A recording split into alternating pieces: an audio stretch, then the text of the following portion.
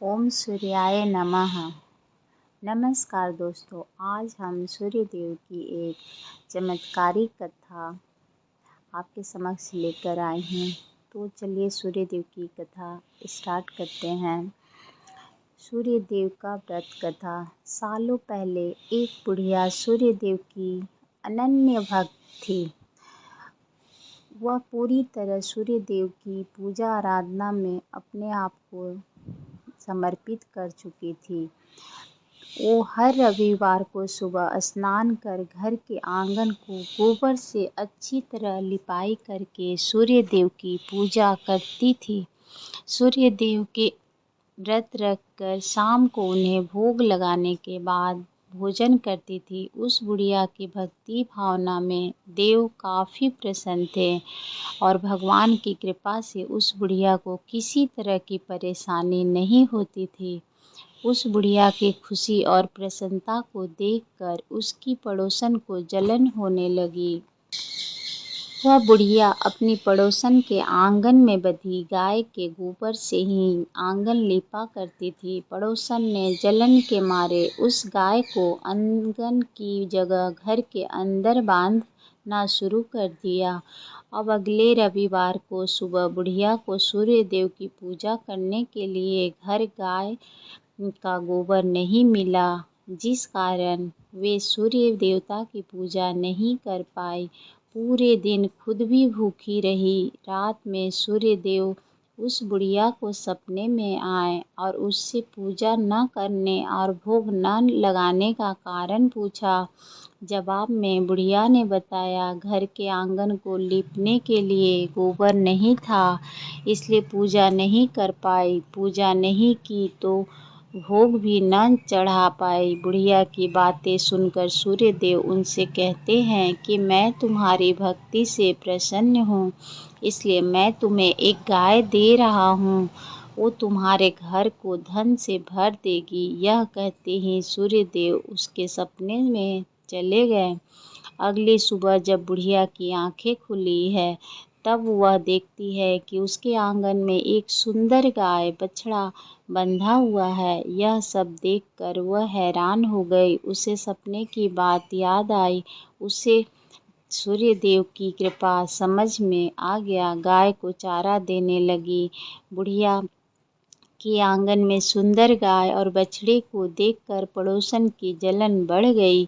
कुछ देर बाद जब बुढ़िया घर के अंदर जाती है तो गाय सोने का गोबर करती है। यह देखकर पड़ोसन चौंक जाती है और उस गोबर को उठाकर अपने घर ले आती है और अपने गाय के गोबर को उसके आंगन में रख देती है। यह सिलसिला कुछ दिनों तक चलता रहा और वह पड़ोसन धनवान हो गई। इधर बुढ़िया को किसी बात की खबर नहीं थी, क्योंकि वह सूर्य देव की भक्ति में ही खोई रहती थी। इधर सूर्य देव को उस महिला की हरकत पर काफ़ी गुस्सा आता है। उनके गुस्से के कारण धूप काफ़ी बढ़ जाती है, जिस कारण बुढ़िया गाय और उसके बछड़े को घर के अंदर बांध देती है। उसी रात आंधी चलने लगती है, इसलिए वह गाय और बछड़े को आंगन में नहीं निकालती। रात भर गाय घर के अंदर ही बंधी रहती। सुबह जैसे ही बुढ़िया की नींद खुली है तो वह देखती है कि सोने का गोबर। हैरान हो जाती है। उस दिन के बाद से रोजाना वो गाय को घर के अंदर ही बांधने लगी। गाय के सोने के गोबर से बुढ़िया धनवान हो गई, जिसे देखकर पड़ोसन को और भी जलन होने लगी। पड़ोसन ने जलन के मारे सोने का गोबर देने वाली गाय के बारे में उस नगर के राजा को बता दिया। राजा को जैसे ही सोने का गोबर देने वाली गाय का पता चला तो उन्होंने तुरंत सैनिकों को भेजकर उसे महल लाने के लिए कहा। जब सैनिक बुढ़िया के घर पहुंचते हैं तब वह सूर्य देव को भोग लगाकर खुद भोजन करने के लिए निवाला उठाने ही वाले थी कि तभी सैनिक गाय और बछड़े की रस्सी खोलकर उन्हें अपने साथ ले जाते हैं। बुढ़िया उनसे गाय और बछड़े को न ले जाने की प्रार्थना करती है, लेकिन राजा के सैनिक बुढ़िया की एक नहीं सुनते। कुछ ही देर में सैनिक गाय को राजा के पास ले जाते हैं। राजा गाय की सुंदरता को देखकर बहुत खुश होते हैं और उससे अपने ही पास रख लेते हैं।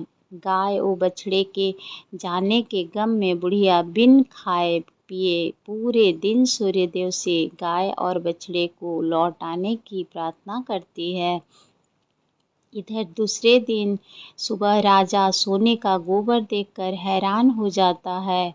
उधर बुढ़िया भूखी प्यासी सूर्यदेव की प्रार्थना में लगी रहती है। बुढ़िया की तकलीफ देखकर सूर्यदेव अगली रात राजा के सपने में आकर कहते हैं कि अगर तुमने इस गाय और उसके बछड़े को नहीं लौटाया तो तुम्हारे राज्य पर संकट आ जाएगा, तुम्हारी धन संपत्ति सब नष्ट हो जाएगी।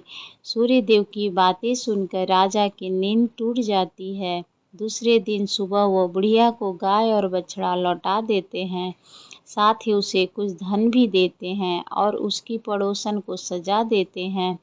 सूर्यदेव की इस चमत्कारी गाय और बुढ़िया पर उनकी कृपा को देखकर राजा पूरे नगर के लोगों को हर रविवार सूर्यदेव की पूजा करके व्रत रखने के लिए कहते हैं। तभी से रविवार के व्रत का चलन शुरू हुआ और राजा के पूरे राज्य में खुशियाँ ही खुशियाँ छा गई। तो आप भी सूर्यदेव की आराधना ज़रूर से ज़रूर करें। आपको हमारी कहानी अच्छी लगी हो तो सूर्यदेव को नमस्कार करें। ओम सूर्याय नमः। धन्यवाद।